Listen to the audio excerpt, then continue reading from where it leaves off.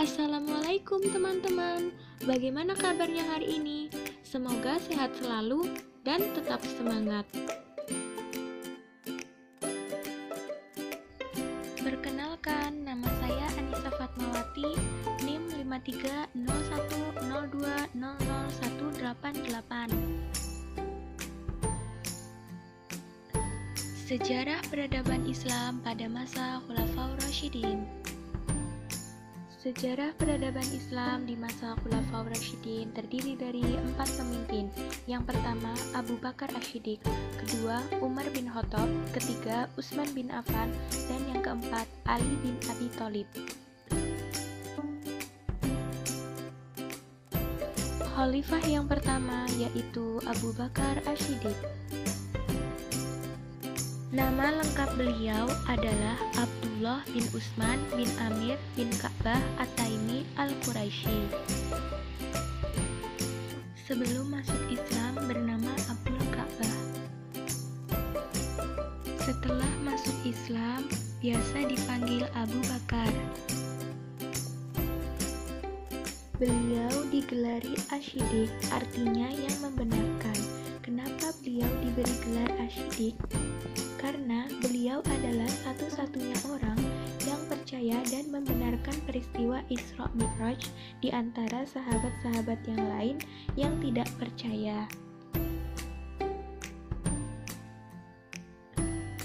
Abu Bakar Asy-Syiddiq merupakan satu-satunya laki-laki dewasa yang masuk Islam pada saat itu, dan melalui perantara beliau banyak penduduk Mekah masuk Islam seperti Abdurrahman bin Auf, Utsman bin Affan, Zubair bin Awam, dan Sa'ad bin Abi Waqqas.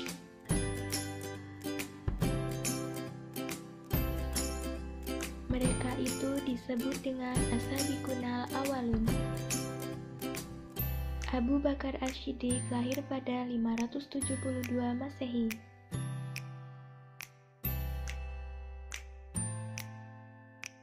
Beliau dibaiat menjadi pemimpin pada masa Khulafaur Rasyidin setelah wafatnya Rasulullah.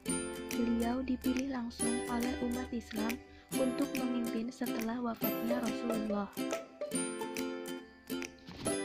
Abu Bakar memimpin selama 2 tahun 3 bulan.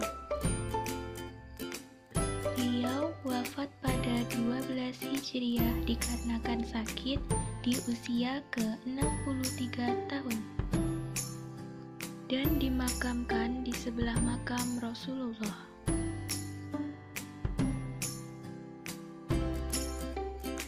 Kebijakan Abu Bakar As-Siddiq.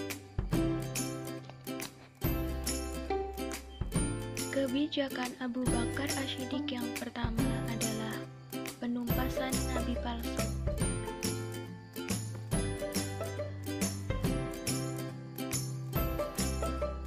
Banyak nabi palsu yang bermunculan. Yang paling terkenal adalah Musailamah. Penumpasan ini dilakukan oleh Khalid bin Walid. Kebijakan Abu Bakar Asy-Syiddiq yang kedua adalah pembukuan Al-Quran. Pada saat itu di Perang Riddah, banyak sekali penghafal Al-Quran yang gugur, sehingga ini mengkhawatirkan dan merugikan umat Islam ketika penghafal Al-Quran berguguran. Dan akibatnya Al-Quran pun bisa hilang. Dan umat pun mengusulkan kepada Abu Bakar untuk melakukan pembukuan Al-Quran. Dan Abu Bakar pun setuju. Lalu kemudian Abu Bakar menugaskan kepada Zaid bin Tsabit untuk melakukan pengumpulan Al-Quran kepada penghafal Al-Quran yang belum gugur. Kebijakan Abu Bakar Asy-Syiddiq yang ketiga adalah perluasan wilayah. Abu Bakar Asy-Syiddiq memperluas kekuasaan Islam di Syria dan beliau menugaskan 4 panglima. 4 panglima tersebut yaitu 1. Yazid bin Abu Sufyan di Damaskus, 2. Abu Ubaidah bin Jarrah di Homs, 3. Amru bin As di Palestina, dan 4. Surahbil di Yordania.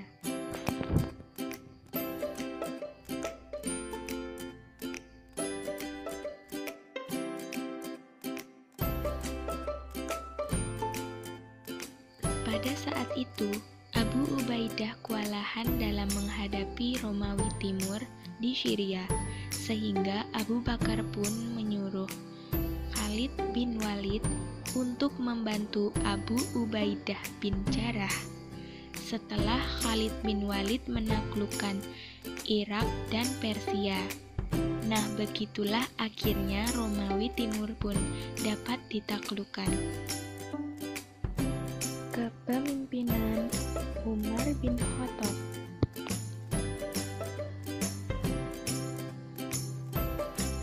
Nama lengkap beliau adalah Umar bin Al-Khattab bin Nufail bin Abdul Uzza Al-Quraisy.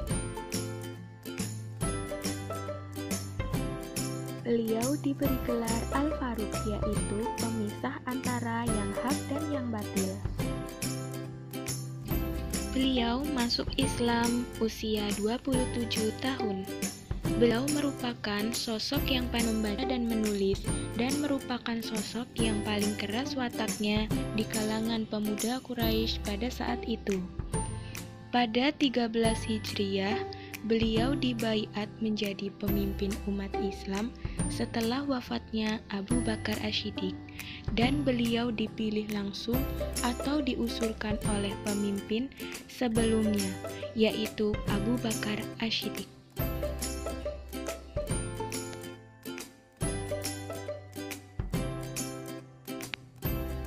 Beliau menjabat selama 10 tahun 6 bulan 4 hari.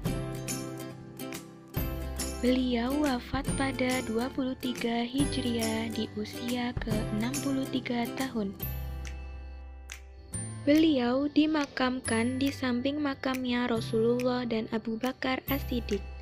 Umar bin Khattab meninggal karena dibunuh oleh Abu Lu'lu' Fairuz Al-Farisi Al-Majusi. Kebijakan kepemimpinan Umar bin Khattab.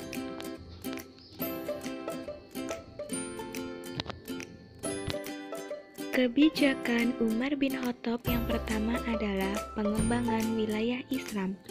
Beliau telah mengembangkan wilayah Islam di kota pesisir Syria seperti Jaffa, Gizar, dan lain-lainnya.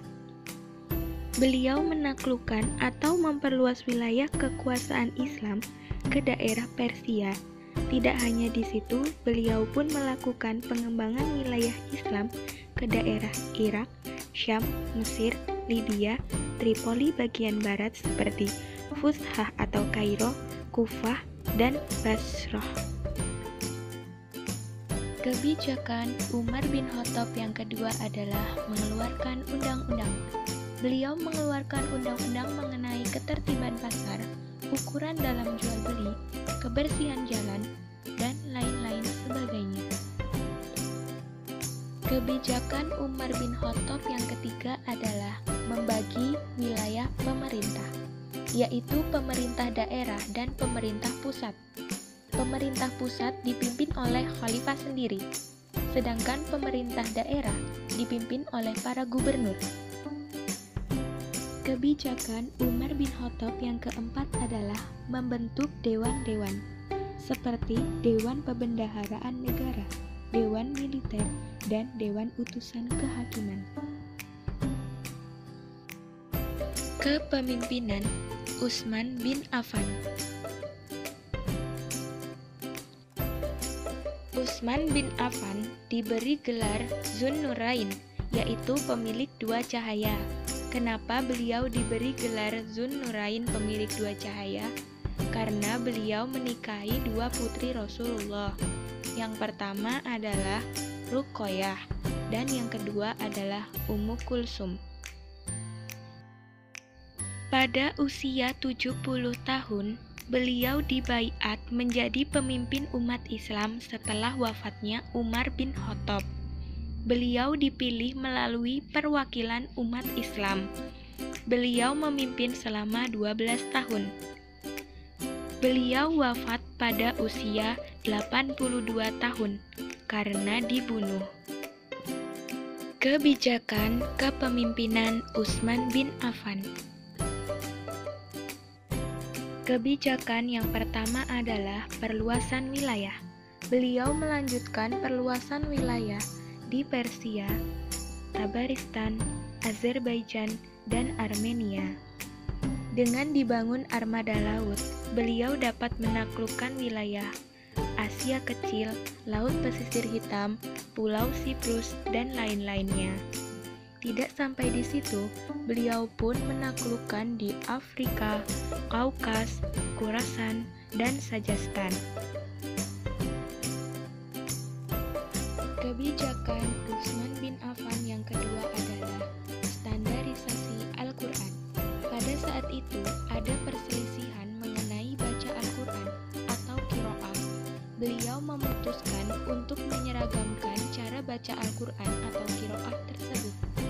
Setelah pembukuan selesai, salinan pembukuan itu disebarkan di Syam, Mesir, Irak, dan lain-lain. Dan ini biasa disebut Mushaf Utsmani. Kebijakan Utsman bin Affan yang ketiga adalah membangun bangunan fisik seperti bendungan, jembatan, masjid-masjid, pangkalan laut, gedung peradilan. Kepemimpinan Ali bin Abi Thalib.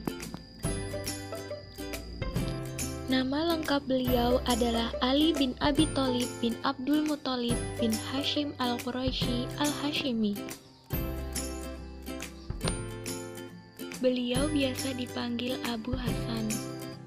Rasulullah biasa memanggilnya Abu Turah. Ali merupakan anak kecil pertama yang masuk Islam di usia 10 tahun, dan Ali menikahi putri Nabi yaitu Fatimah, dan lahirlah 5 orang anak. 3 orang laki-laki yaitu Hasan, Husain, dan Muhsin, dan 2 orang perempuan yaitu Zainab dan Ummu Kulsum. Pada 656 Masehi, beliau dibaiat menjadi seorang pemimpin umat Islam setelah wafatnya Utsman bin Affan. Beliau menjabat selama 4 tahun 8 bulan. Beliau dipilih oleh perwakilan sebagian besar umat Islam.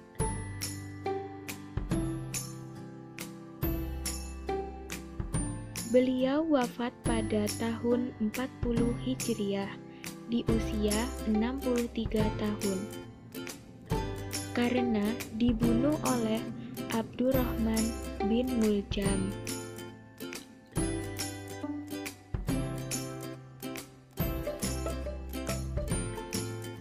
Kebijakan kepemimpinan Ali bin Abi Thalib. Kebijakan yang pertama adalah pergantian pejabat lama.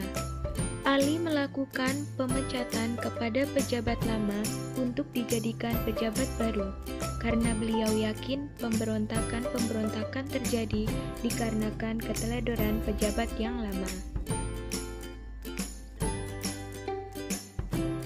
Kebijakan Ali yang kedua yaitu penarikan kembali tanah yang dihadiahkan Utsman kepada penduduk, dan pendapatan tersebut diberikan kepada negara, dan beliau melakukan distribusi pajak tahunan seperti yang dilakukan Umar bin Khattab dahulu.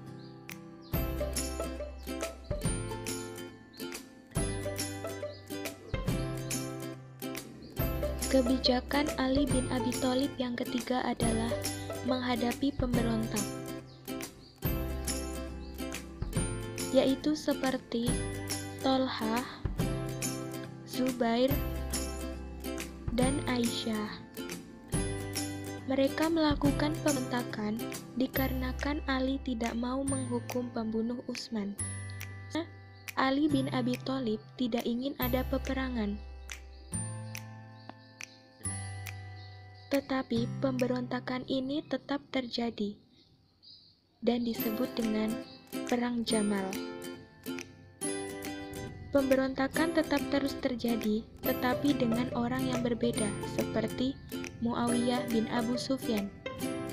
Terjadilah Perang Siffin. Kenapa disebut dengan Perang Siffin? Karena perang ini dilakukan di Bukit Siffin.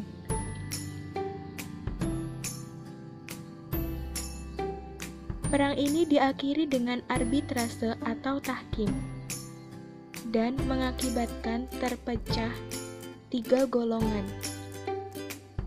Golongan yang pertama adalah Khawarij, yaitu orang yang keluar dari barisan Ali. Golongan yang kedua adalah Syiah, yaitu para pendukung Ali. Dan golongan yang ketiga adalah golongan pengikut Muawiyah bin Abu Sufyan.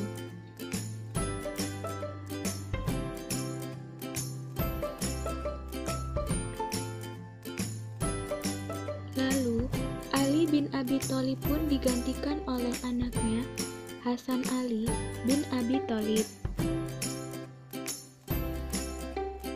Namun kenyataannya, Hasan dalam kepemimpinannya lemah, sehingga membuat Muawiyah semakin kuat.